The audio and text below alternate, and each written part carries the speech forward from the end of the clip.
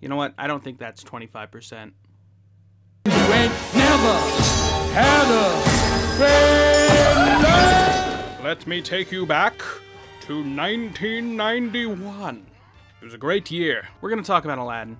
Like I mentioned before on this channel, Disney was having a very good run of theatrical films released from like Little Mermaid onward to 1999, but we're not there yet, so calm yourself. And now obviously this period in Disney's history would be like called the Disney Renaissance or whatever. One of these films happened to be 1992's Aladdin, based off of the 1001 Arabian Night Tale of the same name. I think Arabian literature is not my forte. I must find this diamond in the rough. Well, I think this film is retroactively like the third in Disney's string of like hit after Rescuers Down Under after hit. Aladdin came out on November 25th, 1992 to universal critical acclaim and commercial. It made a lot of money. I took it upon myself to rewatch the film in honor of the 2019 remake that's coming out, which we'll talk about after not having seen it since like childhood, like when I was 10, when it came out on DVD in like the summer of like 2003. Rewatching it now, I thought I would hate it, but you know what? It's all right. It's fine. It's a fine movie.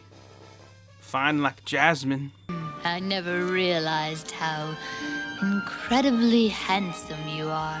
Holy Looking at what came out in Disney's filmography before and since, Aladdin doesn't really feel like any other Disney film before or after the fact. Robin Williams, who we'll talk about later, mentioned in an interview that the film was basically a Warner Brothers cartoon in Disney drag, and one thing I will say positively about the film is that it has an energy unmatched to any Disney production before. From the animation to the voice acting of a certain comedian popular at the time, I still will bring up that these films, especially from their Renaissance era, they still look great, and they don't look like they aged at all, like when you put them in HD. And it feels like a cartoon in the best way. I said in my previous video that Aladdin was weird in the fact of how it made this sort of Arabian culture comedic. I don't know, it doesn't really bother me in this one. When I finally rewatched the whole thing and when I let it stew in my mind, it's not that big of a deal. I don't know what changed my mind. I'm gonna have to think about that. He's got a sword! Hey, you idiots! We've all got swords!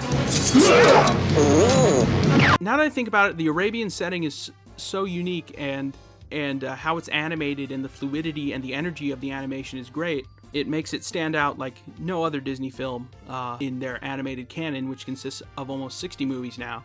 There are things I like about it, there are things I don't like about it. Some of the characters are kind of bland. Two leads. Aladdin isn't really all that interesting. We get invested into his arc and his story in a decent enough way, but yeah, beyond that, there's not much. He's like, all right, I'm Aladdin. He's very 90s. Same thing I can say about Aladdin to Jasmine. She's developed enough where we're like invested in her story and we want to see to get what she wants, but not a whole lot beyond that. But they're not bad characters. There's no bad character in this film. There is a great one though. I don't think so. Not right now. You're getting your wishes, so sit down! Considering that I just found out that the movie was built around Robin Williams becoming the genie in this Aladdin story, yeah, you're watching Aladdin because of Robin Williams. That's a good move. I can't believe it. I'm losing to a rug. A lot of the genie stuff is fun. Whenever he's on screen or involved in the plot, he really gets the thing going, and he's very enjoyable. Robin Williams is very funny. The animation really makes him feel very comedic and gives the movie its identity that we appreciate. I also appreciate how they get the genie character invested in Aladdin's happenings, in how the genie, like, he has a stake in this. I like comic relief. I don't mind comic relief characters. I like comedy. Like, your cast of characters has to play a role in the story or feel invested in the story.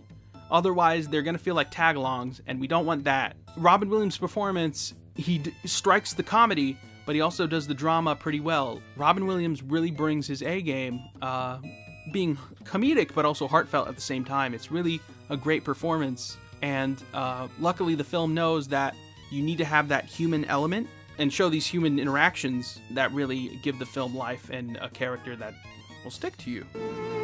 No matter what anybody says, you'll always be a prince to me.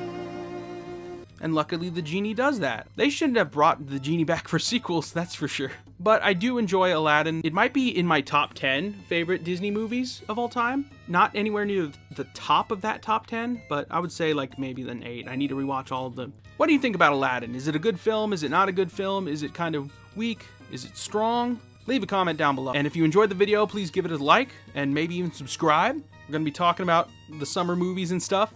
And hey, I'm Maximum Austin, and until next time, always remember to keep being confident, and you enjoy your day.